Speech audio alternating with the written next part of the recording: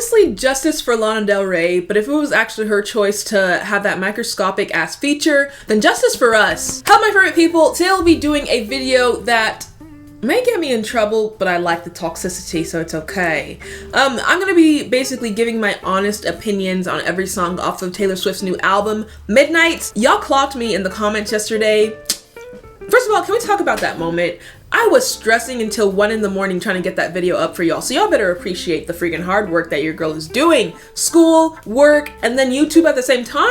I'm exhausted. That's why my face looks the way it does.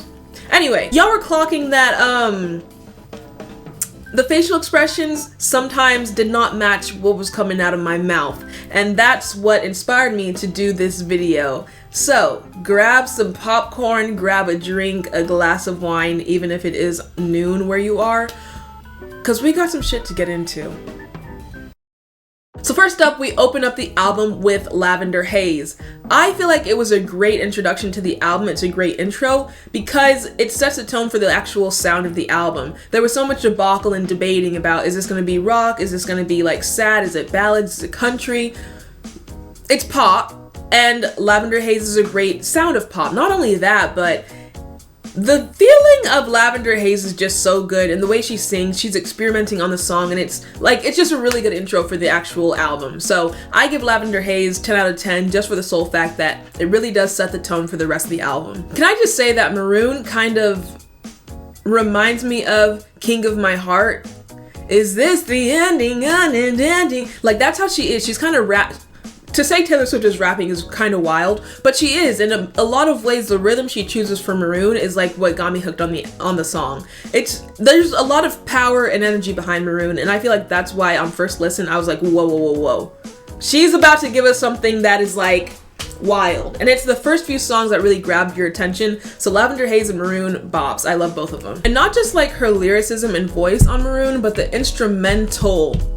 The instrumental was just as good as Taylor's voice. Like, there are times when the artist is kind of like overshadowed, or I don't know, they're just not giving as much as the instrument. Like, the instrumental sometimes can make a song, but that was not the case for Maroon. The instrumental just like highlighted how good of her lyrics were, how good her voice was, all that. It came together to just be this huge, profound moment. I don't know, I just really love Maroon. And then of course, up next, we have freaking Antihero, the first track from the album to get a music video or film or whatever. Still, I am shocked, honestly, by how real Antihero is. Every bar in it is like a gut punch, a stab wound, because it's like things that you go through indoors and like in the closet, however you want to say it. And the fact that she's like out here saying it in the streets is wild. It makes me feel very vulnerable. That's the best word to describe Antihero. It's very vulnerable, and you're being vulnerable with yourself, because it's like, oh wait, not me choking on my spit. I have all these flaws, and I'm just now like really accepting it and acknowledging that they're there. Like, you know, you can keep them in the back of your mind, but this song like calls them to the forefront, calls you out. Ooh, pain.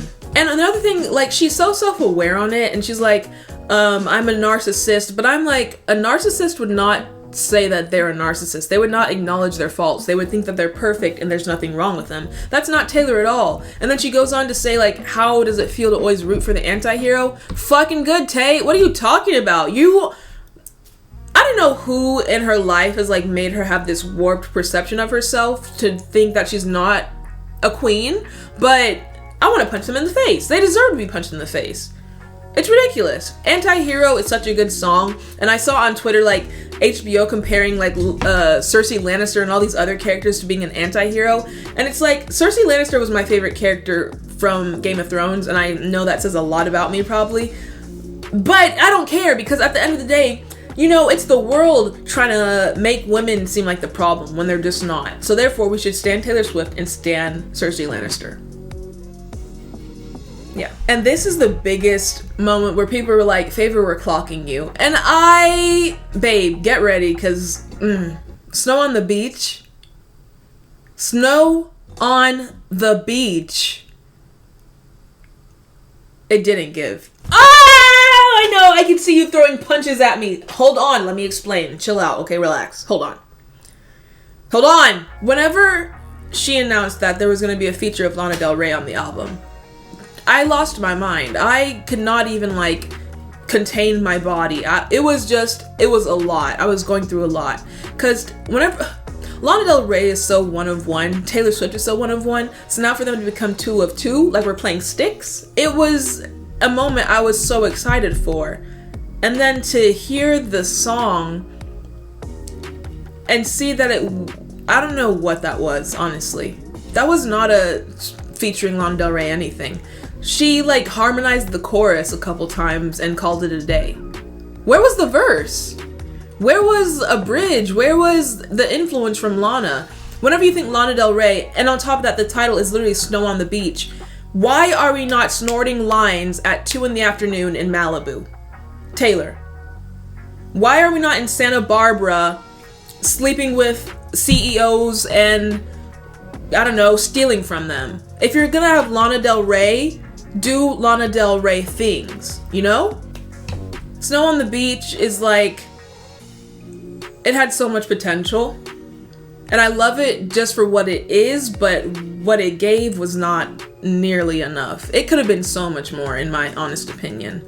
Anyway, next. I love the bouncy feeling of You're on Your Own, Kid, and the message behind it too. She's talking about Scooter Braun, she's talking about her label, she's talking about all these people who kind of just like gave up on her or used her. And I think it's a great way to, one, call them out, but two, for her to cope with it herself. I feel like for Taylor Swift, her music is her therapy. Her music is like how she tries to understand herself better and like expresses her art and lets us in, not into her, but understand her better. And whenever it comes to You're on Your Own, Kid, I feel like she's reflecting on who she was whenever she was first coming into the industry and like coming to terms with the abuse and neglect that she was like subjected to and kind of still conquering on from that. So for that, I feel like You're on Your Own, Kid is a great song and it's a bop. You can like literally, it's a feel good song. Like the whole album is just about feeling good, and except for Vigilante shit, which we're getting to soon. Next up, we've got Midnight Rain, which in my opinion is one of the most, it's the best song on the album.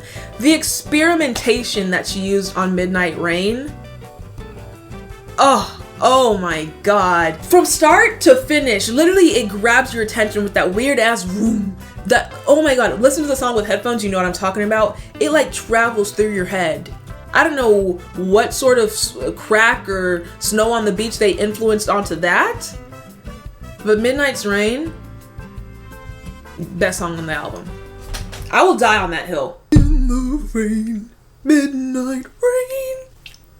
A bop. And then Question is another one of those songs that is like, whoa, Taylor, you need to calm down. You're wilding out here. Just the lyrics and the chorus especially, I was afraid of what she was going to say next. It was kind of like an all too well moment, except she wasn't as explicit about who she was talking about. And on top of that, I already see theories all over about she's talking about Harry Styles, she's talking about Carly Klaus, blah, blah, blah, blah. I don't know who she's talking about, but I know that whoever she's talking about should be hiding in a corner because that's embarrassing. Talking about all you wanted was her money, you know, just treating her badly, kissing in public and then laughing and clapping, and it was just a whole mess. And she's giving so specific moments but general to the public because we have no idea who she's talking about. But the people in her like close circle or in the mix, I'm sure they know. And the person she's talking about is gagged.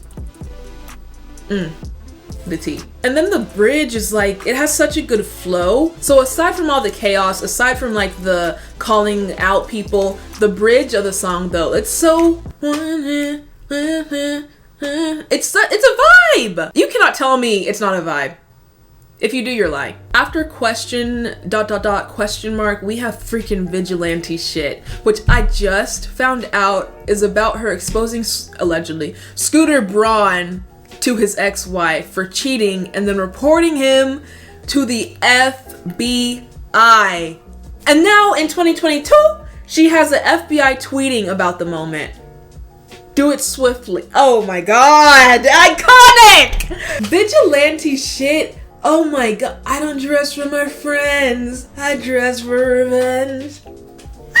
No, Vigilante shit. I said Midnight Rain was one of the best songs, and Vigilante shit is up there. I don't know, it might be the best song too. One of those two. But Vigilante shit is the energy I wanted. It's the chaos, it's the recklessness, it's the being a menace, it's all of it. I love Vigilante shit. And it's probably the one song I feel like that stands out that does not sound like the others. Like, they all have this very consistent synth sound. They have this effects on them and like very poppy. But Vigilante shit is very dark and heavy and murky.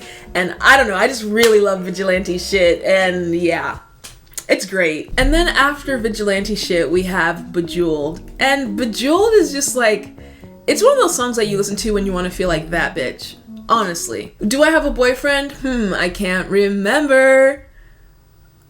Excuse me? What is wrong with you?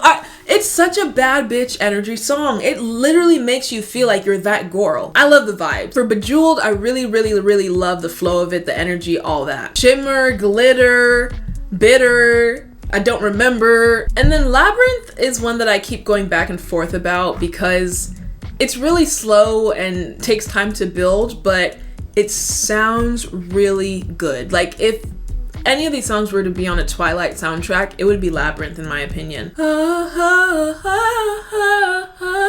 Ooh, that was terrible. But if you've seen Twilight, then you know that song. And this, I feel like Labyrinth matches the feeling of that song. If Breaking Dawn ever gets a part 3, call Taylor Swift. That's really all I have to say about Labyrinth. In my opinion, Labyrinth was not very memorable on first listen. I'm sure it's probably a song that will grow on me in the future as I continue to re-listen to the album and stream. But yeah, it sounds really good. It's not a, I don't want to say it's a skip, but it's not like one that I'm going to be running to and like scrolling for. No disrespect. And then Karma is another one of those songs that is like kind of calling people out. What's the word whenever you kind of like get, not is it retribution? Retribution.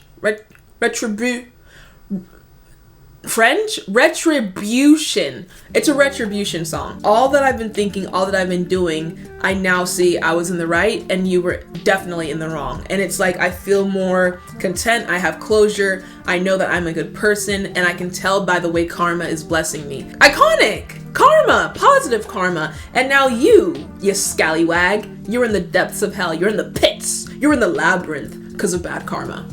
Shame. I love that. That's a great message. I'm gonna combine Sweet Nothing and Mastermind together in this, like, I don't know, opinion, because they're basically both about I really need to know his name, but blonde boys. Someone let me know the guy's name, her boyfriend. Because one, apparently he's like the co-writer for one, and then Mastermind is about how their relationship started and how Taylor was plotting. She was plotting on this guy. She knew she wanted him. She was like laying all the little groundwork and groundstones to get in the same vicinity as him, to talk to him, to like charm him, and it worked. But the gag is, he peeped it from the very beginning. He was onto it, but he still liked her. And I just think the whole story of their like love language and him being in the kitchen and being sweet while all this chaos is going on in the streets, their relationship is just very positive. And he's the first guy that we really, it's not about trauma. She's writing about this dude in such a positive way, and it's not painful. So I completely like, I look up to their relationship. Whenever in the other reactions, I was like, in All Too Well, is this what love is? And no, Taylor Swift with Mastermind and Sweet Nothing is showing us that love can be positive, and that's really sweet. Anyway, that's my honest opinions on all the songs. I really only didn't like 2 songs, and that's freaking Snow on the Beach and Labyrinth. I still can't believe that I'm saying I don't like Snow on the Beach, but it's, if you're gonna give me a Lana Del Rey feature, you've gotta give me a Lana Del Rey feature. It was just a missed opportunity, in my opinion. I'm actually kind of sad about it. But you let me know your thoughts. Like the video, subscribe if you're new here, and I'll see you in the next one.